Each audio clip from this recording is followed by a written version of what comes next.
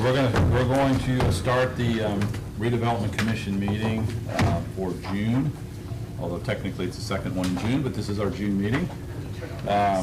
First item we have on the agenda is the approval of the agenda.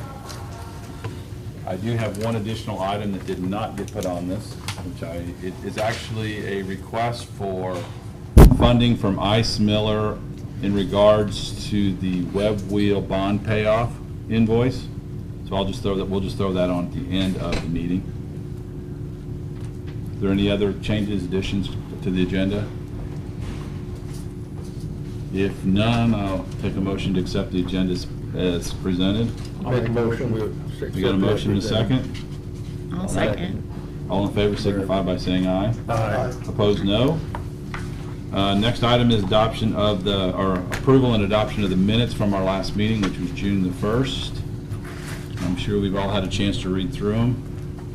Is there any changes or corrections to the minutes? I have a suggestion. Second page, or third page, about a draft of restricted covenants along with some additional consideration were considered. It was decided a home association will not be established as a potential park area become a building site, therefore common area maintenance will not be needed. It is traditionally that the county takes over the roads after the place has been established, but it's not a guarantee. So I make the judge may want to modify that, so like in the covenants or wherever, that there will be like a home association as needed, and then as you know the roads are taken over or common areas are maintained by the county, then dissolve it. That's just food. So we'll actually we can have that part of that conversation. We do the covenant conversation. Okay. Is that okay? Okay, that's fine. I just saw in the minutes of the meeting here. I Yep. wondered. So that was what was discussed in the meeting, but we can make the changes Okay. in the covenants if we so choose. Could you say something about a homeowners association? Yeah, if there is a homeowners association, that'll be dissolved when the county takes over the streets. It's the customer, the county takes over the road, there's no guarantee. So we could put that as an item. And then dissolve it when it's no longer needed. Okay. Anything else? If Other than not, that- take a motion to approve the minutes. Motion made. Motion, second. Somebody. David, No. David got it. All in favor signify by saying aye. Aye. Opposed, no. Jason's got a long way to go, so we're gonna let him go through his spiel on, this is our annual, as you all know, we have to do a presentation annually on our TIF districts. Jason is the guy that understands them better than anybody, so we're gonna let him walk through them with us. So thanks for coming down, Yeah, Jason. well, thank you. Thanks for having me back again this year. And as mentioned, this is kind of our annual presentation. So we've done this a number of years now. I've got, for the Redevelopment Commission, I have two pieces of information for you. Kind of the more detailed book that has all the numbers in it, amortization schedules, has a little bit of information about each area, and then kind of the PowerPoint that summarizes it. I thought I'll go through the PowerPoint, if that's okay. Yeah, And then if there's any details, we can kind of refer to the other booklet. So I know in the past we've had some good conversations, just kind of back and forth. So as you have questions regarding an individual area, just TIF in general, feel free to stop me. I'd be happy to answer those questions at the time. But again, this is kind of a state requirement that the Redevelopment Commission is required to have each year by all overlapping tax units, and then talk a little bit about each area, kind of what projects you funded, kind of go over a budget or cash flow, and then kind of show what kind of an illustrative impact of what capturing this assessed value has on the impacts of the overlapping tax units. So that's all in this presentation. So once you've gone through this presentation after night, you can kind of check that box off for what you've required to do for the state. So we'll just kind of start on page 3. Again, if you have any questions, feel free to stop me. But just starting with the first area, the courthouse allocation area number 1, called the courthouse allocation area. You can see there it started in 1992. It expires, unless you decide to end it early, it'll expire June 30th, 2025. So one interpretation is, kind of the most aggressive, is the last year that you could capture revenue would be January 1, 2025, taxes payable 2026. So that's probably the last year that you'd collect revenue unless you decide to end it early. You can see there in the middle of the page, in 2021, we estimate that you'd collect $28,180. You actually collected a little over $24,000, so pretty close to 100% collection. And then this year, next year, Well, for this year, we're expecting 33,710. For 2023, that assessed value and tax rates aren't available yet, but just kind of carrying that forward. If you see the note there, you are passing through 85% of your assessed value. So that's about $7.5 million of assessed value that you could capture, but you're passing that through to help reduce tax rates. And at the end of the report, I'll kind of show you what impact you are having on the taxpayers by passing through that amount. Page 4, just projects that you have funded from the revenue that you've collected from this area. As you know, in 1992, part of the creation of the areas, you issued bonds to help construct the courthouse. That was an about $3 million bond. That was paid off in 2011. Since then, with the revenue you've collected, you can see you've made improvements to the courthouse, and then also purchased the National Guard Armory and converted it to the county annex building. Again, one of the requirements of the statute is that you're supposed to put together kind of a budget or illustrative cash flow. So this is kind of what we've put on page 5. This isn't nothing concrete, nothing that you've confirmed or approved or appropriated, but just showing that you could apply about $20,000 for other services and charges, an extra $25,000 for capital outlays. You've used your revenue in the past for capital projects. You continue doing that going forward. And there's capital projects that have been discussed in the past. If you turn to page 6, again, additional improvements to the courthouse and the annex building. And then also you can use TIF for infrastructure improvements, such as road utilities. And then we've also talked about that you could use the TIF for feasibility studies that you might consider undertaking for capital projects or future development. Any questions on the courthouse? The next area is what's called allocation area number 3, or we refer to it as the Wapaka allocation area. Again, it was created in 1995 and it'll end in 2025. So again, it will be ending here pretty soon. You can see there in 2021, we are anticipating $1,391,000 in revenue. You see the note, you actually collected $2.1 million in 2021, but that's because Wapaka paid their fall taxes late. So you actually collected in spring of 2021. You can see in 2022 and 2023, we're still anticipating about $1.3 million in revenue, and that's from their increase in the facility and the equipment, because you do capture their equipment. Now this area, as you know, there are a number of bonds outstanding. Next couple pages just highlights a little bit of information. Page 9 talks about the 2014 A bonds that were originally issued in an amount of $1,915,000. They have $245,000 of principal outstanding. They mature in 2024, and you can see there that those bonds were used to acquire property and construct the rail spur and warehouse facility. The bonds are payable from the Wapaka TIF area, but there's also a minimum payment there. You can see that if the TIF comes in less than $621,670, that's really kind of an old number that was based upon when the 2014 bonds were issued. We've increased that when we did the 2022 bonds, so I'll hit on that because they are going to have to make a minimum payment this year because the tax rate went down this year, which is a good thing. We like to see the tax rate go down because the tax rate went down and they having a little bit less equipment investment. They actually paid less in property taxes only estimated, so they're going to have to make a shortfall payment of about $39,000. The interest rate on these bonds is 3.75%. As I mentioned, there's $245,000 principal outstanding. You do have $283,000 in your debt service reserve fund and your bond fund, and these bonds can be paid off at any time. So there's only about, after you make your July payment, there's only about $9,000 or $10,000 of interest remaining. So you're not going to be saving a lot, but you do have money in the bank just sitting there where you could pay these off early if you wanted to. So that's something you might consider and save yourself $9,000, $10,000 in interest. And you'll go through the very similar process that you just did for WebWheel. It'll be very similar to that if that's something that you want to do, but something you might want to think about because the money's just sitting there not really earning much interest. Jason, would that be a redevelopment authority approval or is that theirs? This is right. Redevelopment Commission. Okay, good. Yep. This is a redevelopment bond. Yep. Okay, good. Yep. Make sure.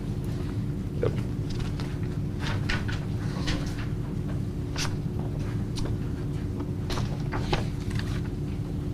You know, I said that, but we should probably double check because these are economic development bonds Yeah. issued through the city. So, yeah, I would double check. But it'd be a similar process. Page 10 looks at the two bonds that you issued in 2016, 16A and B bonds. You can see there's $745,000 of principal outstanding on the A bonds and $260,000 on the B bonds. Those interest rates on both those are also 3.75%.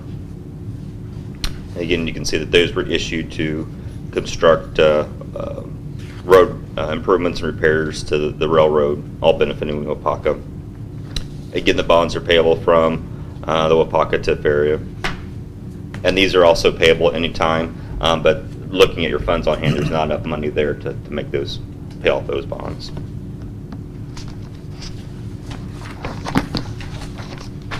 And then page 11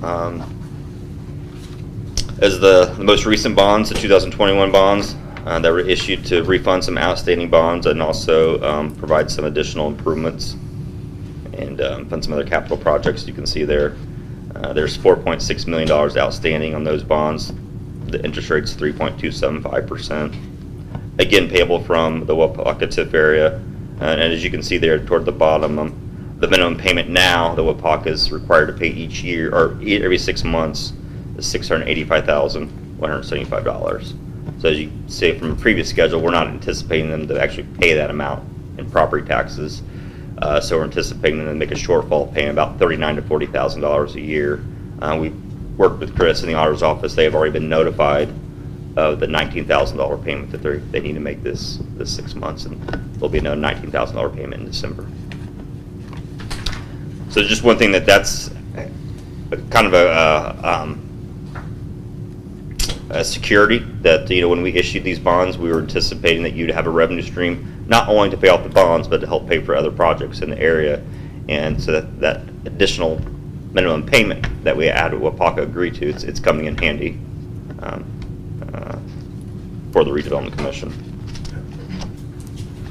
So future projects on page 12, just again, there's not a whole lot of surplus revenue coming in because most of it is being used to cover the bonds.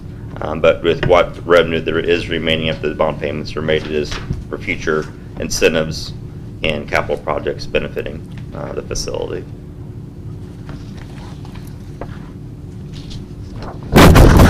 And then you can see on page 13, you can see the debt service payments for those 4 bonds that we talked about. It's close to $1.3 million a year. And then again, that leaves about $30,000 to $40,000 remaining each year for other services and charges or other capital projects.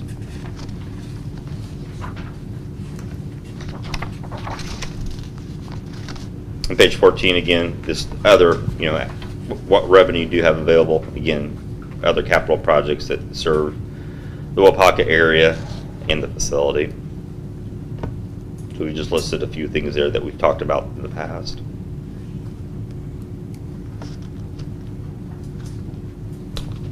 The next area is allocation area number 4, or web wheel. This was created in 2004 as a 30-year life, so it ends in 2034. Capture both the increase in property taxes from the facility and also the equipment. You can see in 2021 we're expecting $267,390. That's what you collected, so it tells us they paid their taxes and paid them on time. And you can see in 2022 and 2023 we're expecting about the same amount.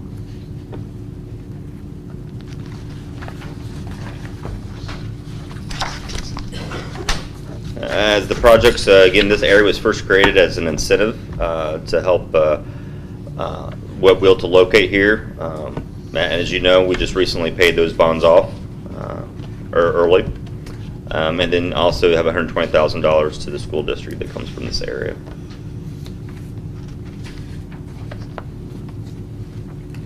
So again, just kind of next page, just an illustrative budget as that revenue comes in. This is kind of what we've talked about from last year, just around $10,000 for other services and charges, and then $150,000 for capital outlays.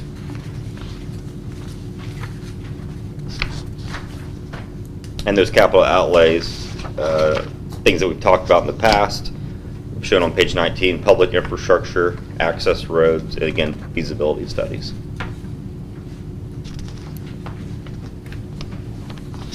The next area is the Riverview West area. Created in 2015.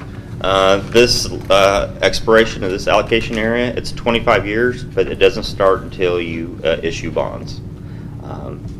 So right now, there's been nothing occurring out there. There's been discussions of a number of things, but nothing at this point.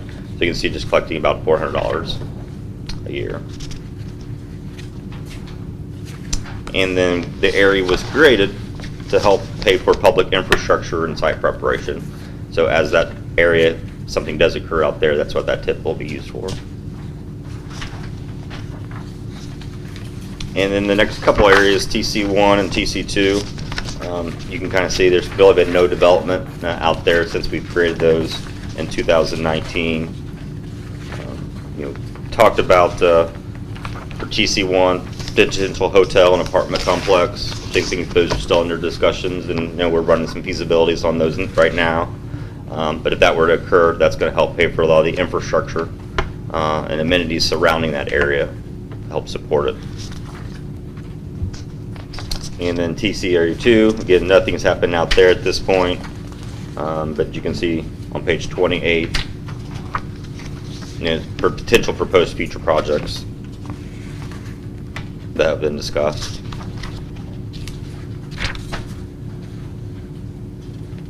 So before I talk about the kind of the impacts on the tax rates, do you have any specific questions about the areas? I know I've kind of gone through them kind of fast, but I know we've kind of gone through these before.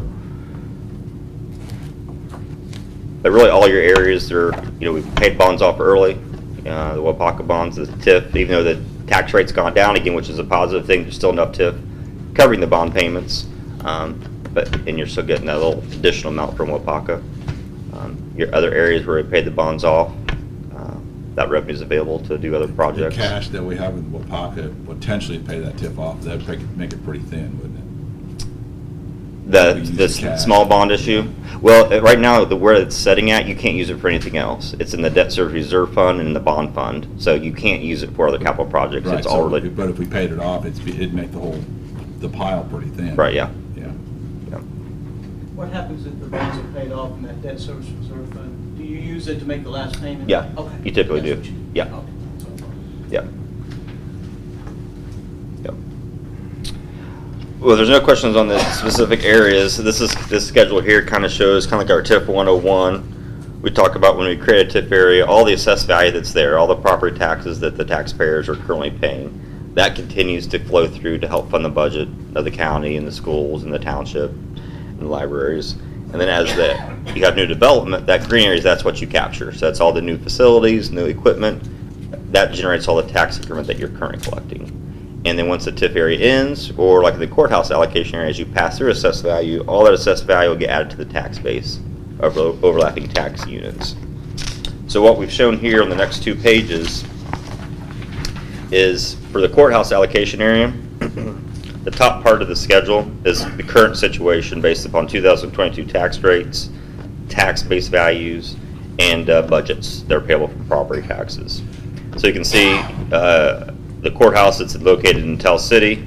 You can see it's made up of the Perry County, Troy Township, the city, Tell City, Troy Township, School Corporation, library, and the airport. So if you add up all their tax rates, you can see that's up to $3.45. So you take that $3.45 times the assessed value that you're capturing, the $1,016,000, less circuit breaker credits, because TIF is reduced by the circuit breaker credits just like everyone else. And then you see you collect $22,000 from the part of the area that's located in Tell City. So that's what you collected in for this year, or will, from Tell City. As I mentioned, you pass through 85%. So if you look at the bottom of the schedule, if you were to capture everything that you could, and you see that in the box, you could capture $6.7 million of assessed value. But if you captured that, then the tax base of the county and the overlapping tax units would go down. So for instance, if you look at the county, if you look at the top part of the schedule again, the tax base of the county's $654 million. The part of the county's budget that's payable from property taxes is $4.2 million. So the county has to levy a tax of 64 cents, 0.6454, to be able to fund its budget. If you were to capture everything that you could, you can see at the bottom the tax base of the county would go down because now you're capturing the whole $6 million. The county's budget wouldn't change. It still needs that $4.2 million to fund its budget. But with a lower tax base, now it would have to levy a tax rate of 0.65 cents. So the tax rate for the county would go up 0.0075. So you do that for all the different units, and you can see that if you were to capture everything, the tax rate would go down or up 6 cents. Another way of saying this is by passing through the 85%, you help reduce the tax rate by 6 cents for Tell City. And you gave the county CUNCAP Development Fund an extra $2,290, and Tell City's CUNCAP Development Fund an extra $2,870. So again, another way of saying it, by passing through that assessed value, you really didn't help the communities really generate any new revenue, but you did reduce their tax rate by almost 7 cents. And then part of the courthouse allocation areas is just located in Troy Township, and that's on page 31. So in Troy Township, you reduced the tax rate by about 3 cents. I guess one thing I failed to mention on Troy Township, again, you're collecting $10,000 in revenue, but if you would have captured everything you could have collected $48,000 in revenue. So right now you're collecting $38,000 in TIF. If you captured everything, you could collect $172,000 in TIF. But by not capturing $172,000 in TIF, you reduce the tax rate by 3 cents or 7 cents.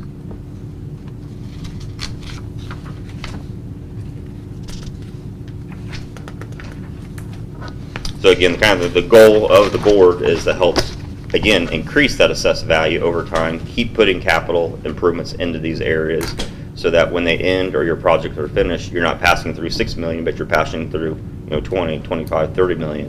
So instead of reducing tax rates by 7 cents, you're reducing it by 30 cents. So that's kind of the goal of the board. Any questions, comments? So the current TIF balances are, and he didn't allude to that in the presentation, but the courthouse TIF 1 now has $275,391.99. The Wapaka, $891,651.87. Web Wheel with the last payment was $212,728.54. And the Riverview's coming around with their little $400 at $3,831.88. And then of course TIF 6 and 7, which is Tell City 1 and 2, we haven't tried to capture anything yet. No. You made a comment about feasibility studies. Mm-hmm. Are there some being done on those pieces of property? Not that I'm aware of. Okay. Well, if there is, let me know. I mean, Yeah. 'cause I'm not aware of anything at Yeah. this point in time. None I'm aware of. Yeah. Okay. And the only thing we've been asked is on the hotel. I think there's been some discussions with the developer there that Alvin's asked us to put together some rough estimates on that. So when you get those, could you also forward them to us? Yeah. That way everybody's in the know. Would appreciate that. Any other thoughts, comments? Everybody understands that, right? Perfectly clear. If we don't, I guess, thank you. Okay. Well, thank you. And we'll let you get on the road. Well, thank you. If you have any other questions that come up throughout this meeting or anytime, feel free to contact me. Okay, we will. Thank you, Jason. See you Saturday. Update on the apartments, Ron. Well, We do have plans. we got some plans there, and they are He's gonna pretty work much it. finalized. Calvin Cash is doing all the engineering on the site work, and he has a meeting scheduled with the local utilities. And I've asked Chris to prepare a contract for the bank. Our bank is ready for the purchase agreement so they can start legal work. So at this point, and I called the mayor twice today, but he never did call me back, but I assumed that I was told that the abatement did pass the night. There are a couple things we have to work out. But one thing I wanted to ask you, Chris, is about zoning, and there is an alley that's in that, that shows on plans, and I don't know what it's zoned. I mean, so. That might be a mixed use. I don't know. off the top of my head. If we have to change that zoning, I want to start that process as Soon as possible. As soon as Because possible. it will take at least 2 months, Really? probably. Yeah, because you have to, But it was already zoned industrial, you just. well, I don't know how it's zoned. We need to figure that See, out. let me see. I assumed that it was already zoned for what we put in there. I would If have it's- already started If it's that. zoned mixed use, I think you're gonna be okay. There's an awful lot of that space down there that's been with zoned mixed use. Is it And just, I, that's the a only reason general I didn't, tender. I assumed that it was already zoned where we could put apartments in there, since they put them down across the street. So. I think that- it is, But, you know, I just need, I wanna, I'll check zoning and call you, or email you the one. right, and there's that vacation, of course, that shouldn't take very long to vacate an old alley that's through there, it actually shows an alley Yeah. on the I do not plan. have the map, Ron. I thought I might have the zoning map, but I don't have it. I've got one in the office. Yeah. I'll check it. So- But that might be a mix, what they call a mixed use. too, Right, so. so, but I assumed that that was already done, I should have checked on it a little bit sooner, but that was something that Calvin had asked me, and I just assumed that since we had the property was, Yeah, the abatement's gonna take one more meeting, which will be the July meeting. Right, For the which is city, just to another do, to couple of finalize weeks. that. Yes. And we know, that we can't, you really can't do anything until that's I completed, understand. for sure.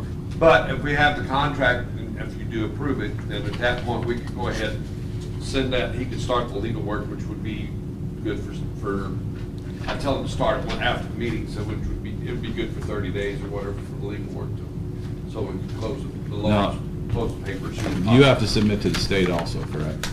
Right here. Okay, so you got the application ready to go. Good. You want me to go over this contract? Yes, real please, quick? Chris. So if I can get. Oh, I'm sorry, Ron. Break your ankle.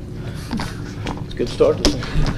So, all banks require a purchase agreement in writing for real estate deals, so this is not unusual. So what I put in the purchase agreement is that Ron's group, I think it's called HBS LLC, is buying the property for $52,500 in cash, which he's already paid. But he also has to comply with the terms and conditions on the notice of offer, which will be attached as an exhibit. So that's the number of apartments and all of that. Now, you guys you can modify that if he asks you to do that, but at this Right. point in time, that's where we are. And then we'll close the sale of the real estate within 60 days after he completes everything, and that's just no magic number. It could be quicker than that, however quickly he gets it finished. And that's it. Ron will start paying the taxes, which he's going to get an abatement, so that won't be an issue. But if there's taxes owing. It's a 10-year abatement. Yeah. I think, is that what they're looking at? Graduated abatement. 10-year? Yeah. So first year is 0, then it's 10% a 10-year year decline. increase for Yeah. the 10-year period. So that's what the agreement says, and it's a very standard agreement, with the exception of it's got the terms and conditions of the notice Right. attached. And Ron, you know what those Right, are, of yes. course. So presumably your plans match right up pretty close with Yes. this, so that's it. Any comments for Ron? And that would need to be approved. If you guys approve it, then you can sign it, we can go ahead, So we need to approve that? if you can. That's why we're Universal Design, drew the plans up, Correct. and Calvin Cash. Calvin's doing the site work. Site work, okay. And I don't think I'm dreaming this, but right down the street there is the River Point Apartments. Was there some settling there at one time, some walls cracked a little bit? I guess what I'm getting at is, was soil samples tested in case about how deep, if you need to put any pilings or how deep your footers? I'm looking on the third page here, it looks like just typical slab with a footer. We may have some site work checked before we do it anyway. Okay. We've got some money budgeted for some test holes if we need to. Okay. So, and that's something they can do right away. I don't know if anybody else, but I thought I heard where sometime where there was some walls cracking, and it's, I don't have some, but at River Point. So, but, oh well. But that structure there, being the way that's gonna be, the footings, if you look at it, I'm not really too concerned the way that there's gonna be almost all spread. There's a footing every 10 feet everywhere, Yeah. all the way through the whole I'm building. looking on the third page here, I see the Yeah. cross-section of the So, footings. I'm not real concerned Okay. about it. David, Bill, questions? Cheryl? I will abstain from any conversation. I understand. So we need a motion to approve Real estate purchase. real estate purchase agreement. Also move. We have a motion, we have a second for that motion? I'll second it. We got a second? All in favor of letting Ron keep proceeding, signify by saying aye. Aye. Opposed, no? Ron, just keep us informed. Abstain. Yeah, we have one abstention. Ron, just keep us informed, so I'll let you know when our meetings are, so you're always I'll get welcome. the July meeting. You sign there and I'll get John's. I'm just glad we've gotten to this point, Ron. Well, I appreciate the patience. The next item is update and discussion on Forest Canton Heights, which is our subdivision we've been working on for the last year plus. The one thing that we do have ready, I'm going to say in a proposal format yet, is that fair, Bill? Is we've spent quite a bit of time on the covenances, and I'll let Bill kind of take it from there. Well, what I did, I added a few things at the end, they're pretty common, something about the water supply. The other things are more legal, the easements and everything is pretty much common. Not holding utilities responsible for any damages that are unusual. I think basically was requiring everybody to use the water systems instead of creating one on their own. And sewage, not letting anybody have their own septic tanks, using the public systems. And so this is final. I think Paul just mentioned something about an HOA. We want to add to that. If anybody sees anything that I've asked again, if you see something that you think should be added, please let me know. We'll discuss it. Yes? Just one thing. I was reading in the restrictions about concrete block, and there it says split face. Split face. That's one thing Tony really wanted me to add. Well, I don't have a problem with it. I think it's a really good idea, but in some instances where you cannot have over 8 inches of regular block showing if you're going to put siding on it. Because split face makes it very, very hard to put siding on. But Okay. I'm just saying if you're going to have more than, that you can't have more than 8 inches of any concrete block. If you're going to have siding on a house, the bottom 8 inches could be regular cement block. But that's kind of the restrictions they have in some of the other places, so you can't. So if you put landscape or something around, you're not going to see the bottom of it anyway. But split face block makes it. I mean, not that you can't do it. Well, do we need to? It would add a lot of expense on if you're just gonna have if some of the lots are flat, just put split face block on the top course. It's just, I'm not trying to get. Well, that's a good point. Because I'm interested in putting That some was houses something, there. Tony's not here today. Yeah. He But- texted me. Oh, I think if you're gonna have, if any foundation showing anywhere else, I think there's a way to do that and make that, that's a very good idea. I don't think you ought to see anything, and I don't think that even some of the basements, they have that brick-like block on it, or concrete. I really don't even like that myself. I just think it kind of looks, although if they painted it, doesn't look too bad. But Well, do we need to identify like a particular reason? Well, you just can't, I'm just saying that you can't have over 8 inches of concrete block show anywhere. Anything, if it's more than that, it all has to be split face blocks, all I'm saying. We can inject that, can't we, Bill? I'm not throwing that out, I'm just No. saying, That makes sense. in some instances, on some of the houses we're building now, there's got a lot that do have vertical siding or something on. If it goes all the way to the ground, but if it shouldn't, you can't have any more than a standard 8 inches of something showing up the siding goes down to, if there's any block show above that, I think that they ought to be split face block or some kind of textured material that would be, that you're not showing any regular concrete block or smooth faced, even smooth concrete or something. I think it ought to be. Some kind of facade treatment. That's easy. Bill, this might be a trivial question, but I noticed no above-ground swimming pools. What was the reason behind it? Well, that was one thing that I was going to ask John about, and I never got around to it. That's why this is still not the final Okay, thing. well, I guess some above-ground pools look great. Others, are questionable. That's just, I'm not either way, just to. I just thought that was odd to see that in that. That's in two of the covenants that I used as examples. So they restricted it. Now, we don't have to, we can allow it. It doesn't, that's not my In my call. opinion, it's kind of being, because you're trying to make this cost-effective housing, but you're throwing a restriction that they can't have a pool unless they've got the big bucks to buy the in-ground, and that's not. And do we have a county ordinance around? Well, I'm open, Kate, to anything. Yeah, I know. It's not I'm my, Yeah, I'm not blaming you. Regarding a, I'm just saying. Fence around the pool. Is that Chelsea, not- You're supposed to have a 6 foot. There's a city ordinance, I don't know if there's a I county. don't think the county ordinance. Well, it's not a county. That I might don't be think something- there Or there's not any That might be enforced something we ordinance. need to look at also. so the pool, when we want to discuss. Yeah, we probably need to look at it a little make sure- deeper. Again, this is just a trivial matter, but. Well, it's not really, because I've seen some Up for discussion. some above-ground pools that Like are a lot awesome. of pools in their backyard anymore. Somebody builds a house and they think, It's our they go house, to our property. Walmart, buy them a $239 pool, get it all leveled up, set up. Somebody comes in and says, you can't have that thing here. So we'll dig into that one a little deeper. Were you gonna put something in here about Put that time in there. limit? Or did you decide? Uh, No, we Yeah. were gonna put that in the Purchase agreement? purchase agreements. Yeah, we were gonna add that to the purchase agreements. Okay. Yeah, That makes sense. Thanks. I knew we talked about it. yeah, we got the word out. I missed the word. Yes, we will have a discussion on that, yes.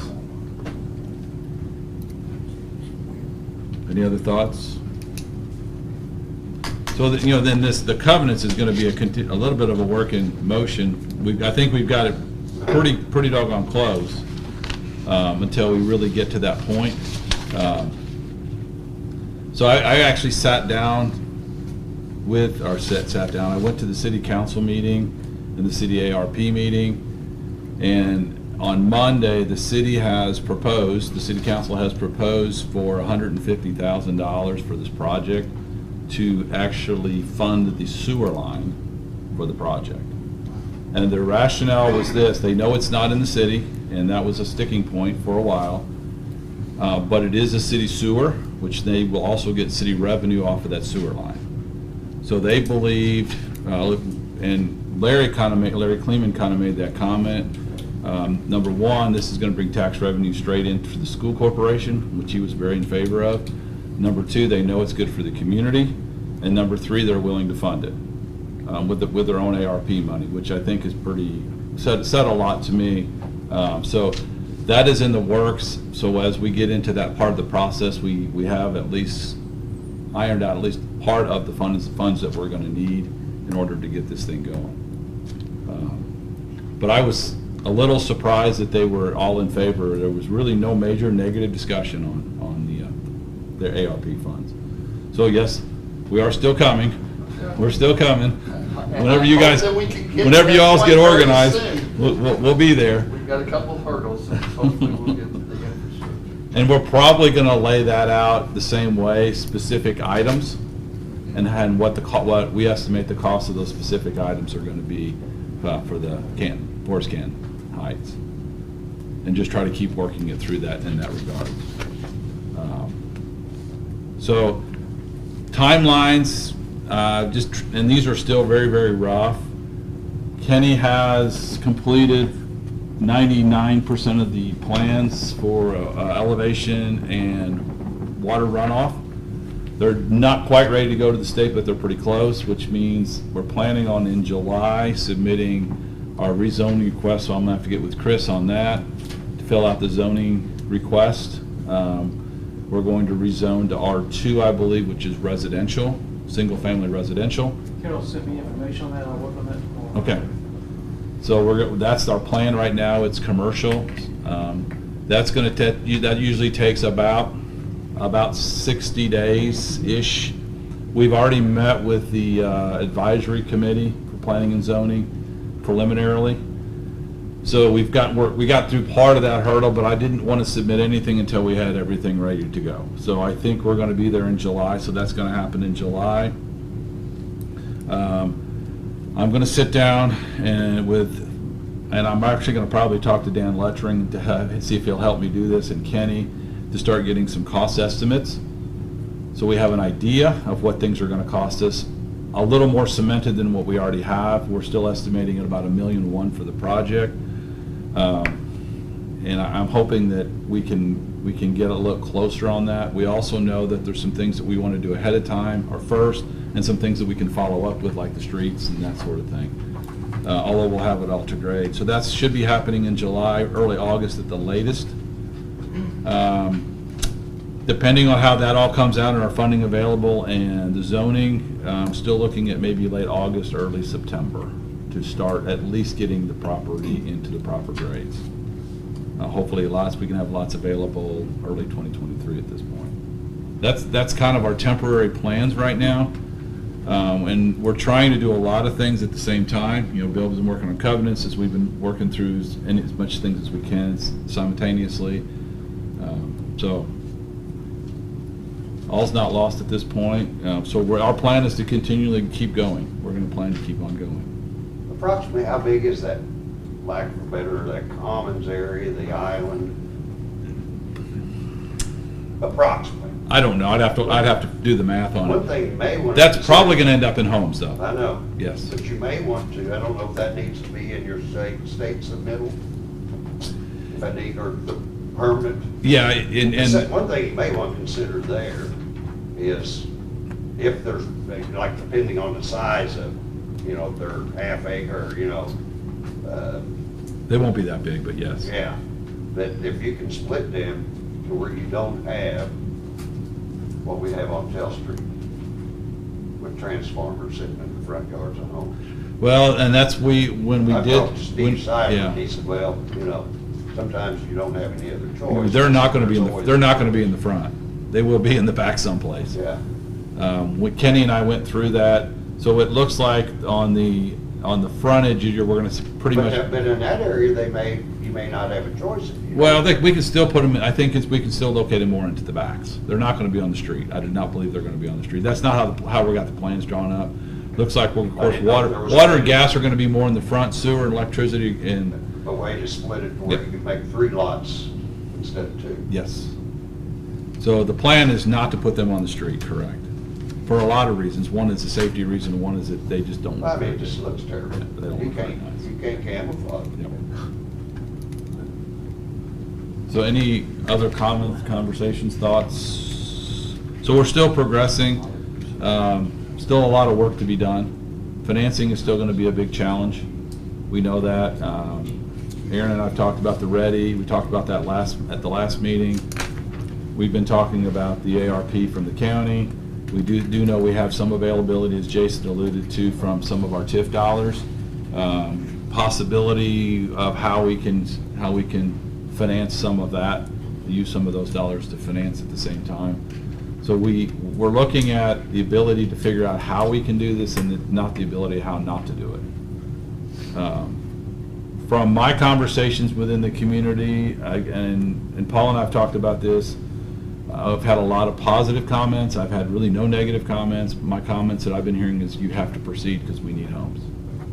And I know some feel this is maybe competition. We can toss that one up where we want to toss it up. I don't feel that it is. I feel it's a need.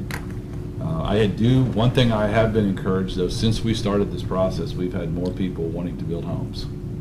So I'm not saying we're taking the credit for it, but at least we've got a stimulus of people wanting to do things. So, I think everyone's in agreement that we need housing. I think the question is how to go about it. I've had conversations with a lot of people, and I've got some opposite feedback, that a lot of people just don't like the idea of using, you know, tax dollars to subsidize and finance housing for private residential housing. I don't know what the answer is, and At the last meeting, we talked about that land had to be transferred over to the Redevelopment Commission. And we were going to oversee the taking of it and developing it. And I'm looking right down the road a few miles is, here's ABC Company, here's Redevelopment Commission. ABC Company buys land, Redevelopment Commission acquires land. ABC Company pays to have it zoned, pays to have it surveyed, pays to have it excavated. The Redevelopment Commission gets it zoned, surveyed and stuff. They sell lots, we sell lots, but yet I've been told we're not a developer. And now I look down the road, some other people, we got some 80-some lots here at Hoosier Heights. There's a couple people in town want to develop lots, they've done all on their own. I don't know what the answer is, but my fear is, you know, we've been begging for developers for 15 years in the county. Now we've got a couple, and they're watching what we do. And how can they go in here and build a subdivision that's going to cost them $35,000 or $30,000 for a lot? We go in, do this subdivision, and by the fact that we got tax dollars to help us, we can sell those lots for $25,000.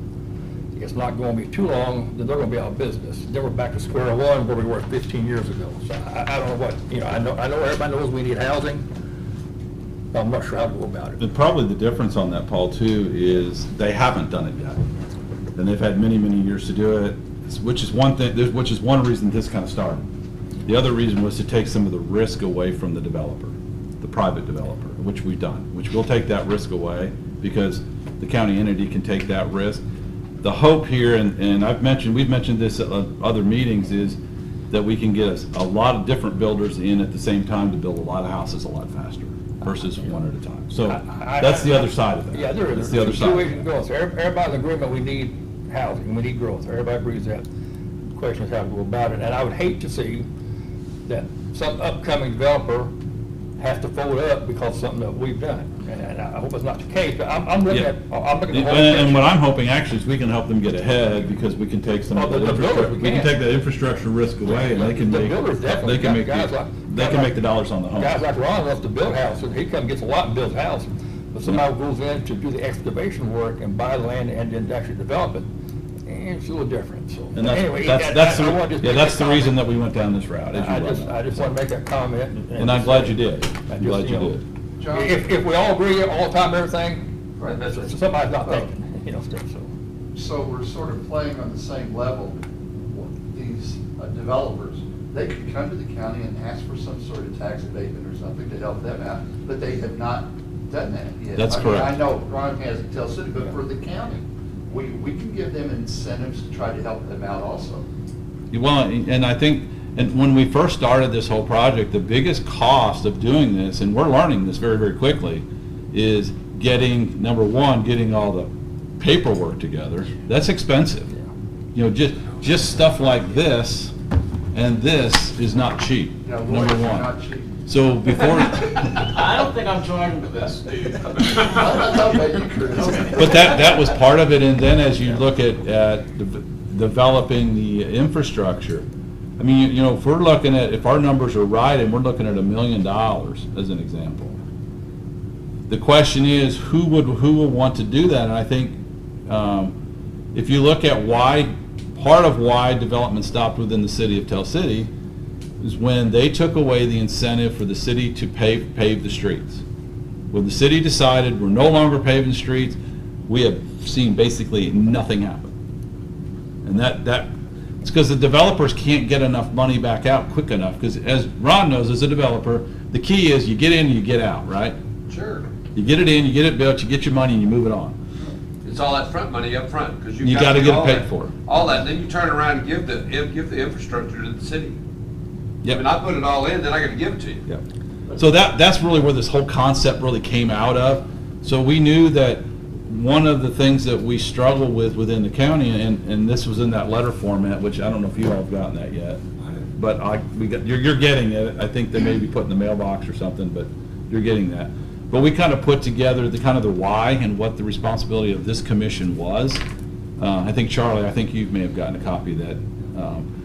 And part of that is our responsibility is total growth, total development within the county. And part of that is buildings like this. Part of that is businesses like Wapaka, Web Wheel, those kind of places. You have to have people that have jobs.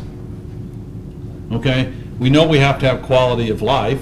You know, there's a lot of things around that whole quality of life discussion and circle, and is it walking trails? There's a lot of things around that.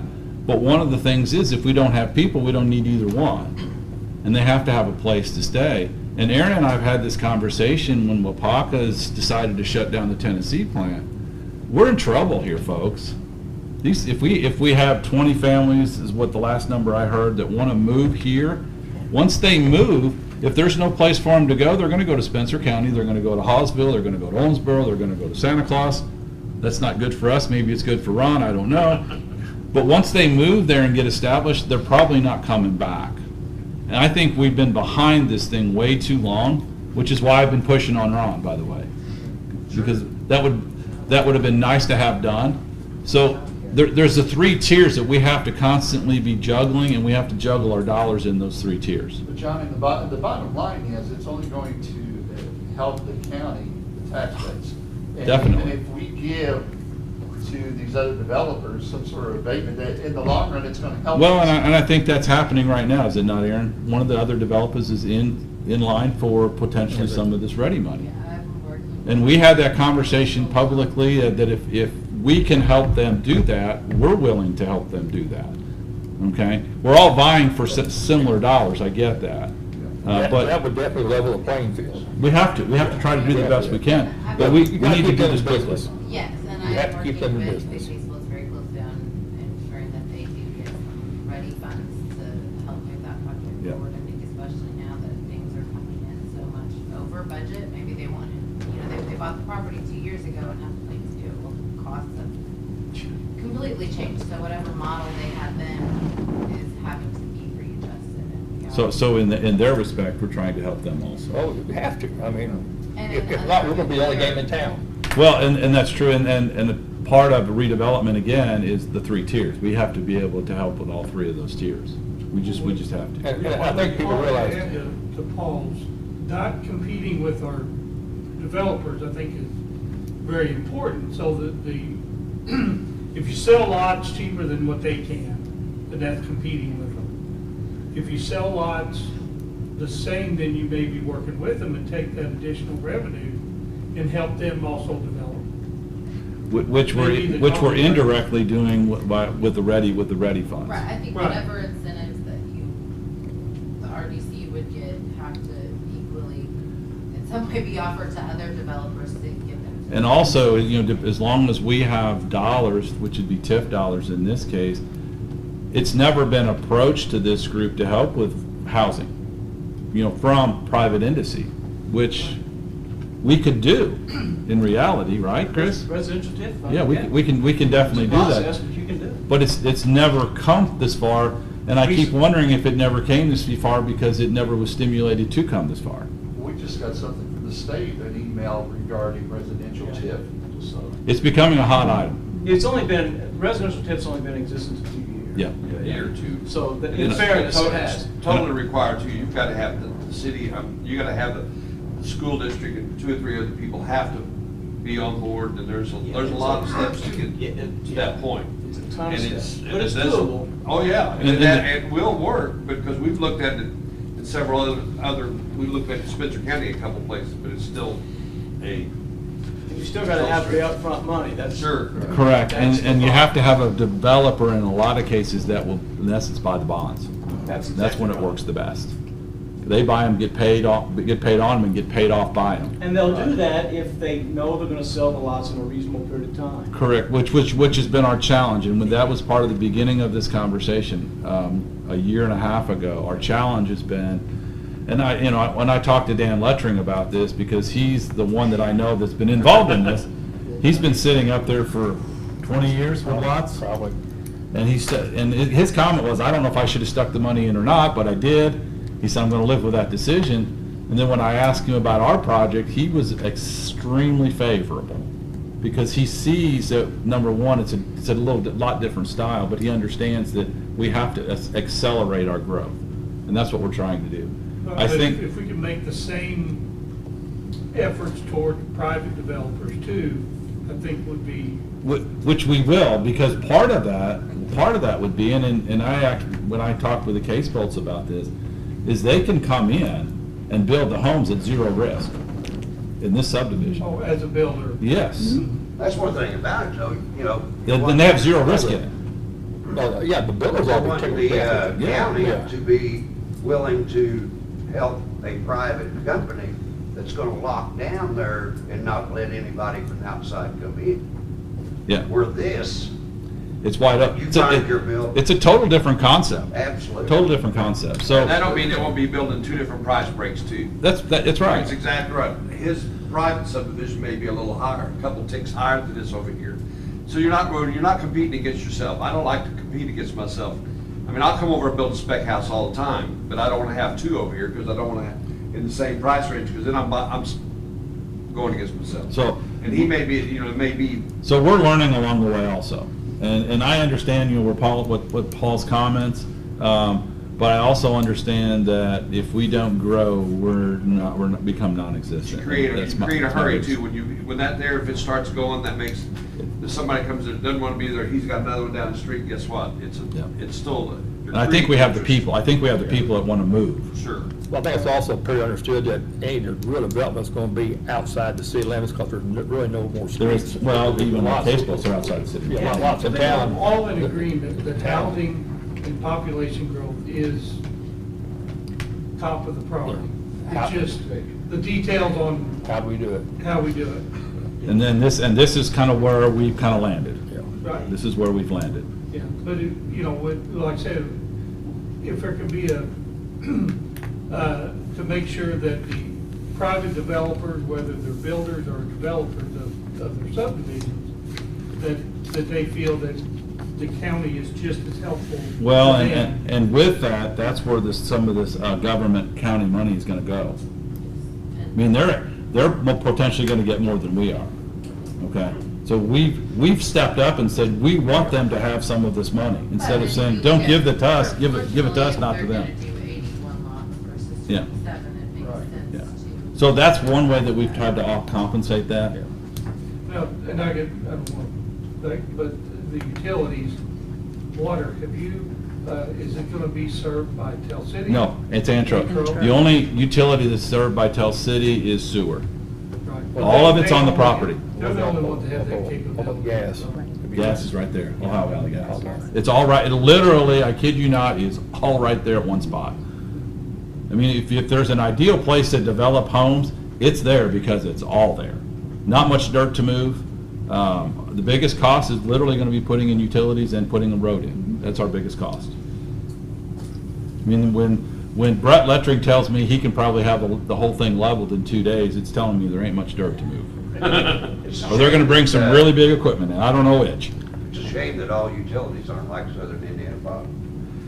Yeah, and the water and sewer are gonna be the most expensive. Ohio Valley Gas and Sewer's by far the most REC is gonna be I'm gonna use the word the cheapest, as well as internet. Please. Internet. ESC, yeah. So, When I talked to Steve again the other day at the store, and he said, you know, that really hadn't been any movement on it, but it. not yet, once we get into the zoning, we're It gonna. would be, it's not gonna take long to lay that out. No, sewer's the hardest, sewer's gonna be the He said, hardest. and And it will be a pump sewer system. Once again, what Tony had stated, that as you sell lots, you'll get money back from the utility. They'll all have to have grinder pumps. They'll all have to have grinder pumps. It's on the high When we met with the Tell City Sewer, we were looking at all the options. You know, we tried to look at one major grinder with a gravity flow, and honestly, from a cost standpoint, the individual grinder system is pretty much our option at this point. Huh? Been on one for Chris has 40 been on years. one for years, so. They work. And that's the way that system is set up. Otherwise, we're gonna literally have to, well, we're gonna have to bore 37 other than that, and we're not gonna do that. We're just not gonna do it. It really works if your son's a plumber. Yeah, so. Actually, it doesn't fail. But thanks for the comments, Paul. Any other comments? And Well, I mean, all up and down 37, that they all have to have grinder. Yeah. Yeah.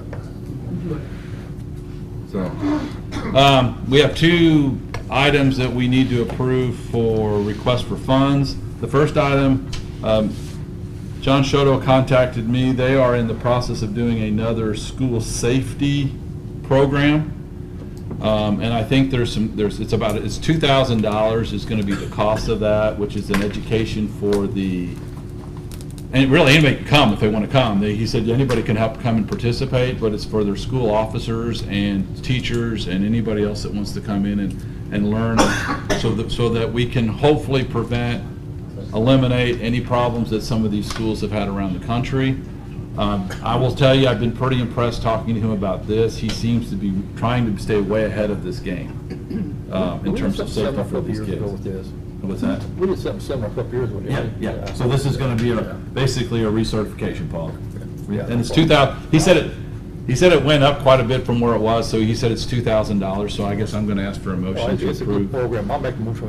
Is that from I'll what will? second. Be from what will, because that's where we've been taking it. We have a first and a second. All in favor signify by saying aye. Aye. Opposed, no.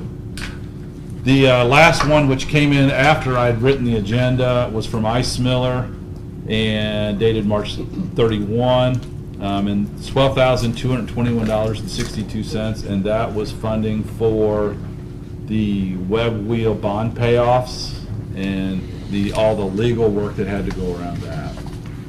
So we're asking for appropriations from the web wheel district again, because that's where we have to fund it. We're going to fund it out of to pay for that bill.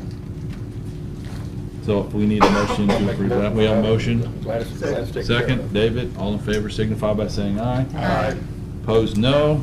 Yeah, since there's no other items on the agenda, I'll take a motion to adjourn. So moved. Got a motion, second? All right, thank you, folks. See, we got extra D maps.